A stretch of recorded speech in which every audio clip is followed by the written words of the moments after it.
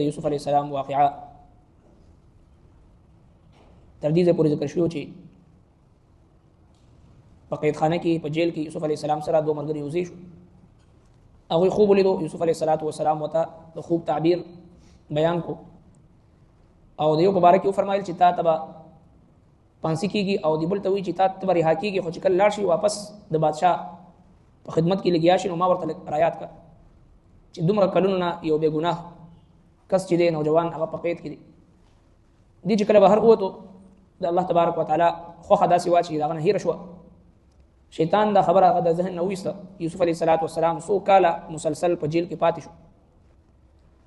اوس چې کله د الله تبارک وتعالی خوښه شوه چې یوسف علیه السلام ته د دې جیل ازمایش نه خلاصۍ او رهایي ملو شي، نو الله تبارک وتعالی یو داسې طریقه او یو داسې لاره جوړه کړه څرنګه چې همیشه په هر دور کې په هر وخت کې د یو مؤمن د امداد دپاره، د هغه د نجات دپاره، د هغه د نصرت دپاره، د هغه د خلاصۍ دپاره الله تبارک وتعالی په خپله باندې یو داسې لاره وباسي، یو داسې لاره جوړوي چې څرنګه یوسف علیه السلام د قیدخانې نه د نجات دپاره الله تبارک وتعالی یوه لاره جوړه کړه چې بادشاه د مصر چې لقب یې فرعون، د هغه لقب هم فرعون، یو خوب ولیدو. هغه خوب کې ویني چې اووه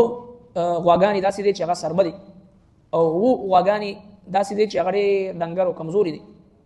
او دا ډنګر او کمزوري غواګانې دا سربه غواګانې خوري او دغه شانتي اووه وږي دی چې هغه اوچې دی او اووه شنه دی. سهار چې کله بادشاه راپاڅېدو نو پریشان و د دې خوب نه. خپل د محل چې کوم نجومیانو او دغه شانتي چې کوم اهل فن و اهل علم و د هغه په نسبت باندې هغه ټول راجمع کړو په محل کې مشوره یې وکړه چې ما یو داسې خوب لیدلی دی چې پریشان کن خوب دی، د دې به څه تعبیر وي. نو هغوی چې کله دا وکتو نو دا بلکل داسې ناشنا شانتې خوب و. هغوی ورته ووایي چې دا مونږ ته خو د دې نور علم نشته، البته دا هسې د پریشان کن خوب دی، شیطاني خوب دی، اضغاث و احلام دی، نو لہذا دې طرف ته توجه ضرورت نشته دی، هسې شیطاني خوب دی، پریشانه کولو والا خوب دی. نو په دې کې چې لږ ساعت تېر شو نو هغه کس چې چا د یوسف علیه السلام د خوب تعبیر ښودلو د بادشاه خادم ساقي هغه ته رایاد شو. نو د بادشاه ته وایي چې لږ ساعت دپاره ما ته وخت راکړه چې زه لاړ شم په قیدخانه کې یو نوجوان دی، هغه نه زه د دې تعبیر معلوم کړم او تاسو ته ووایم. یوسف علیه السلام ته راغی. نو حضرت یوسف علیه السلام اخلاق ته وګورو چې څنګه عظیم المرتبت انسان و. چې کله دې راغی چې بادشاه وخت خوب لیدلی دی، د تعبیر ما ته وښیه. نو یوسف علیه السلام نه د ده نه ګیله کوي، نه شکوه کوي، نه د خفګان اظهار کوي او نه ورته چې دی د دې خبرې پې غور کوي چې ته ډېر نوکارام انسان یې، ما خو تا ته ډېر ښه خګړه مې در سره کړی و، خوب تعبیر مې در کړی و او په قیدخانه کې مې تاسو ډېر خدمت کړی و چې ته بهر ووتې نو دومره تا دا ونه کړو چې یاره یو بادشاه ته زما یاد دهاني کړی وې او ستا د لاسه او ستا د دې بادشاه د لاسه دومره کاله ما بې ګناه قید تېر کړو اړو تاسو ته تعبیر ښه یې منه داسې ونه وې چې څنګه دې ورغې مخې سره ورسره د حسن اخلاق معامله وکړه. ده ورته خوب بیان کو، هغه ورته تعبیر بیان چې دا ستا د دې بادشاه د خوب تعبیر دی او لاړ شه دا ورته بیان. د یوسف علیه السلام حسن اخلاق الله تبارک وتعالی په دې آیتونو مبارکو کې ذکر کوي او موږ او تاسو دپاره هم دعوت فکر دی چې څرنګې ډېرو خلکو دا ذهن وي چې یاره ما سره چا زیاتې کړی دی، چا بدي کړی دی او چا بدرت راته ویلی دی، خدای به وخت راولي موقع به راشي ورسره به ګورو. دا انتهایي غیر اخلاقي او غیر شرعي رویه ده. مسلمان خو دې ته وایي چې کله دې د شپې وده کېږي نو خپل زړه د شیشې په شانتې صفا کړي، عفو او درګذر وکړي، معافي ټولو ته وکړي. یا الله چې چا راسره بد کړی دی ما ټول معاف کړی ستا رضا دپاره ته ما معاف. او چا دپاره هم انتقامي جذبه، بغض، عناد، کینه دا خپل زړه کې نه ساتي. حضرت یوسف علیه السلام د خپل اخلاق الله جل شانه قرآن مجید کې دې کې ذکر کوي. فورا ورته بغیر د دغه نه تمهید نه د خوب تعبیر ورته بیان او تعبیر ورته دا وایي چې دا اووه کاله په تاسو باندې داسې راتلونکي دا چې په هغې کې به ډېر زیات ستاسو فصل کېږي او هر قسمه میوه فصل دا به ډېر کېږي. نو تاسو به داسې کوئ چې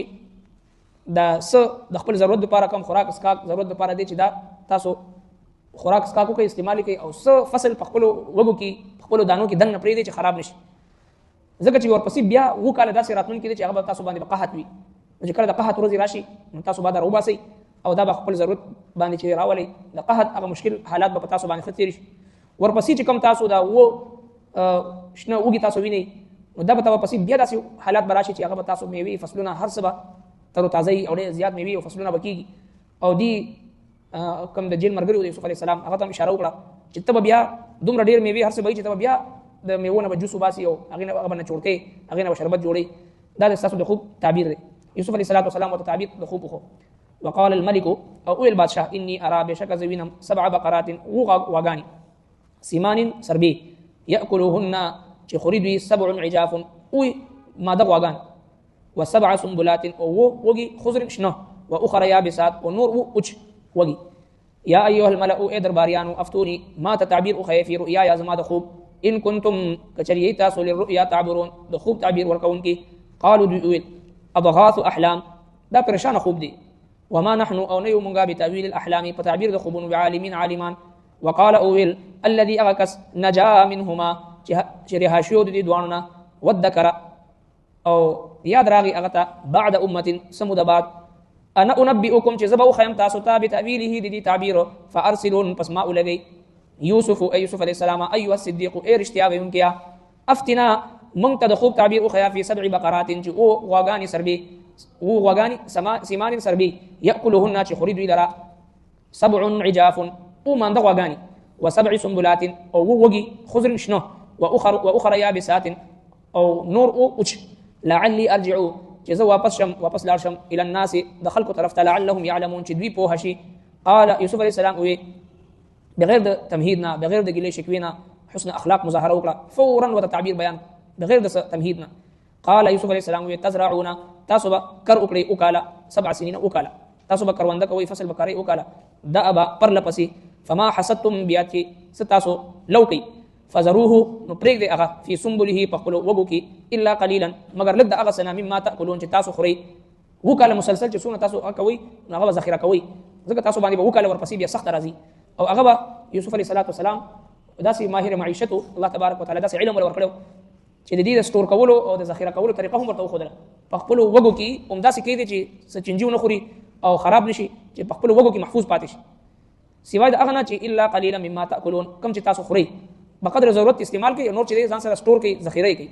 ثم ياتي ببراشي من بعد ذلك پس د دینه 7 وکاله شداد سخت یاکلنا چې دوی بخوري ما قدمتم لهن چې تاسو وړاندې نه جمع کړی وي اخوي دوی لپاره الا قليلا مگر لږ دا مما تحسنون چې تاسو به بچ کوي لږ بدینه هم بچ کوي تاسو نو دینه معلومه شو چې حاکم وقت هغه د حکمتنا او د علمنا د پوهینا ډکوي نن سبا خلک کوشش کوي چې جاهل نه جاهل چې څومره جاهل نه لوی نه جاهل وي هغه حکمران جوړ شي هغه سره بیا د پزړه کې د رعایا او د عوامو درد نه جمهوریت دی وټونه شمارل شي تلل نشي د شریعت په شان دي چې دا سړی اهل علم پوها سمجدار فقيه دانا علم والا حکمت والا بصیرت والا دی او کنه بس چې کوم جاهل شمیر زیات راشي کسان زیات راشي د ګډو بيزو په شان شمارل دي چې دا کسان زیات شي هغه مشر شي چې کله جاهل مشر شي نو بیا د قوم تباہی او بربادي او هلاکت د قوم مقدر وګرځي باوجود د دینه چې د مسلمانانو ملکونه الله تبارک وتعالى بالخصوص موږ تاسو کوم ملک راکړي دي دا د جنت یو ټوکړه ده کم ذخایر او کم نعمتونه الله جل شانه دې زمکه ته ورکړي دي خو چې کله حکمرانان جاهلان شي ان پړ شي او د دین نه به خبر وي د حکمت او د بصیرت نه به خبر وي نه پوهي هغه دا وسایل په صحیح طریقې سره نشي استعمالولی نو په ملک کې غربت وي افلاس وي تنگدستی وي فقر او فاقه وي بیروزګاری وي دهشتګردي وي او امن او امان چې هغه عدم وجود وي نو دا ټول د حاکم وقت د لپاره د علم انتهایی ضرورت دی مصر چې کوم هغه وخت ترقی وکړه دا غوي باندې داسې خوشحالي راړه چې قطره باران نو او بالکل د لوګي او د تندي او کیفیت پیدا شو یوسف علیه السلام وزیر خزانه او دا ټول مخکینه هغه چې د اقدامات هغه لپاره کړو دونه مال ذخیره کړو چې هغه د کنعان نه د یو ملک نه د بل ملک د علاقې نه بل علاقې نه خلک راتل التکبا یوسف علیه السلام هغه ته د غلي تقسیمولې په ټول علاقه کې اطراف عالم نه خلک راتل یوسف علیه السلام هغه ته دا شیزونه تقسیمولې ولی دا بهترین حکمت عملیو نو حاکم وقت پکاره چې عالم وي علم والا وي نن سبا علم والا څوک دغه کې خلک کفر شو چې دا سیاست کوي او سیاست او د سیاست خبري وکړه کفر وکړه حالانکه دا منبر او محراب مساجد مدارس قرآن او سنت دا ټول د حکمرانینا او د اقتدار نه د خلافت د نظام نه ډک دي نکل جائے دین سیاست سے تو رہ جاتی ہے چنگیزی دین اسلام نه چې سیاست لري کینو بیا څه شي پاتې شي سیاست نه دین اسلام لري کینو بیا څه شي پاتې نو اصل د حکومت او د اقتدار حقدار چې هغه خلک دي چې سره علم وي چې هغه د ملک نظام او چلی د ملک معیشت او چلی څنګه چې یوسف علیه السلام بهترین حکمت عملی سره چې د ملکی نظام او چلو نو الا قليلا مما تحسنون مگر لږ هغه چې تاسو بچ کوي لږ بچ کوي ځان سره لږ شان دي غلا ثم ياتي من بعد ذلك بیا براشي پس د دین عام یو داسې کال فيه يغاث الناس پاغي کې باران به په خلکو وفيه يعصرون او پاغي کې بدوي میوه نه چوړوي دي کې اشاره وکړه دي مخامخ چې کوم کس وته راغلو او ته وځي داسې وخت براشي چې دا د خوشحالي نه بعد تاسو داسې حکمت عملی وکړي چې ځان سره دومره ذخیره کړي چې دی وو کال چې کوم تاسو باندې قحط راځي چې پاغي کې تاسو اخري او خلکو ته تقسیموي خلک د مرګ نه بچ کوي بیا ورپسې وو کال به تاسو باندې خوشحالي به ختم شي خوشحالي به تاسو باندې راشي بارانونه به او یو دومره میوه به تاسو باندې تاسو ته الله جل شانه درکړي چې تاسو به داغي شیرا او داغي شربت به نه جوړوي نو یوسف علیه السلام دا تعبیر وته اوخو او هغه روان ورپسې آیتونو مبارکو کې به تفصیلی واقعیا ذکر کړي ترجمه ته ګورئ وقال الملك او البادشاه اني ارى بشك ذوينم 7 بقرات وغاني سمان سربي ياكلوهن تخرج 7 عجاف ويمان دغوغاني و7 سنبلات او وغي خضر شنو واخرى يابسات او نور او وجه يا ايها الملأ درباريان افتوني ما تعبير اخي في رؤيا يا زما خوب ان كنتم كچري تاسو للرؤيا تعبرون د خوب تعبير ورکون کې قالوا دو الاضغاث احلام دا پریشان خوب دي وما نحن او نيو منغا بتاويل الاحلام فتعبير دخوبون بعالمين عالمان وقال اويل الذي اغكس نجا منهما چري شود دي دواننا وذكر او ياد راغي اغتا بعد امه سمدبا بس انا انبئكم زب اخيم تاسو بتاويله دي تعبير فارسلون بس ما اولغي يوسف اي يوسف عليه السلام ايها الصديق اي رشتياوي منكيا افتنا منتد خوب تعبير اخيا في 7 بقرات سمان چي وغاني سربيدي ياكلهن چ خريد ولرا 7 عجاف او ومان دغوغاني و7 سنبلات او وغي شنو و7 سنبلات او وغي خضر شنو واخرى يابسات او نور اوچ لعلي ارجع اذا واپس لارشم الى الناس خلق طرف لعلهم يعلمون چې دوی په شي قال يوسف عليه السلام وتزرعون تاسو بکر وکړي 7 سنين وکاله دا ابا پر لپسي فما حسدتم بیا سچ تاسو لوکي فزروه نو پرګ دی اغا في سنبله پخپلو وګو